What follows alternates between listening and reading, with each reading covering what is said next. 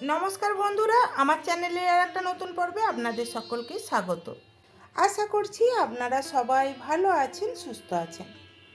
এই গরমের সময় ঠান্ডা জিনিস খেতে কিন্তু ভীষণই ভালো লাগে। আর এই প্রচণ্ড গরমে এই রকম এক গ্লাস ঠান্ডা শরবত হলে শরীরের সাথে মনও ঠান্ডা হয়ে যায়। খুবই স্বাস্থ্যকর এই শরবত বানানো ভীষণই সহজ, আর এটা আমি বানাবো চিনি ছাড়া। আসুন তাহলে শুরু করা যাক আমার এই শরবতের রেসিপি। এই শরবতটা বানানোর জন্য আমি দুটো মাঝারি সাইজের পাকা বেল নিয়ে নিয়েছি। প্রথমে বেলটার ভিতর থেকে শাঁসটাকে বের করে নেব। পাকা বেল খুবই স্বাস্থ্যকর একটা ফল, আর এটা পেটের পক্ষে ভীষণই উপকারী। প্রতিদিন যদি অল্প একটু করে পাকা বেল খাওয়া হয় তাহলে পেটের প্রবলেম কিন্তু অনেকটাই দূর হয়ে যায়, সাথে সাথে কোষ্ঠকাঠিন্য সমস্যাও দূর হয়ে যায়।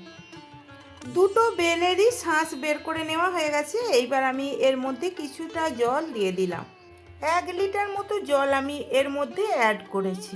তারপরে হাত দিয়ে চটকে চটকে বেলের শাঁসটাকে ভালো করে বের করে নিতে হবে।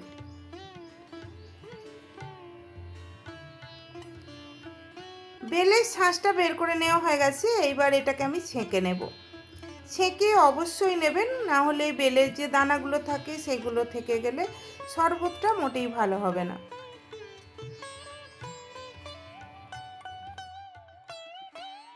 দেখুন শরবতটাকে ছেঁকে নেওয়ার পর কত দানা বেরিয়েছে, এইগুলোকে আমি ফেলে দিলাম।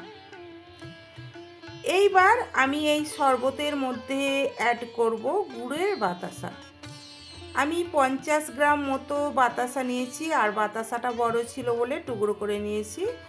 তারপরে বাতাসাটাকে গুঁড়ো করে নিয়ে আমি শরবতের মধ্যে দিয়ে দিলাম হাফ চা চামচ বিট লবণ। অবশ্যই বিট লবণ ব্যবহার করবেন, বিট লবণ দিলে তবেই শরবতটা বেশি ভালো হয়। আর দিয়ে দেব একটা গোটা পাতিলেবুর রস। পাতিলেবু যদি খুব বড় হয় তবে অর্ধেক পাতিলেবুর রস দেবেন, আর যদি মিডিয়াম সাইজের হয় তাহলে গোটা পাতিলেবুর রসই দিতে হবে। পাতিলেবুর রসটাকে বের করে নেওয়ার পর চামচ দিয়ে শরবতটাকে ভালো করে ঘেঁটে দেব, যাতে সব কিছু ভালোভাবে মিশে যায়। এই সময় একটু চেক করে দেখে নেব মিষ্টিটা ঠিকঠাক হয়েছে কিনা। মিষ্টি ঠিকই আছে, এর থেকে বেশি মিষ্টি দেওয়ার প্রয়োজন নেই। এইবার এই শরবতটাকে আমি গ্লাসের মধ্যে সার্ভ করে নেব। তার জন্যে 4টে গ্লাস নিয়েছি। আমি যা বেল নিয়েছি তাতে 4টে গ্লাসই ভর্তি হবে। গ্লাসের মধ্যে দিয়ে দিলাম 2টো করে আইস কিউব। তবে আপনারা ঠান্ডা বেশি পছন্দ করলে বরফের পরিমাণটা বাড়িয়ে দেবেন। তারপরে যে শরবতটা বানিয়ে রেখেছিলাম এই গ্লাসের মধ্যে ঢেলে দিলাম।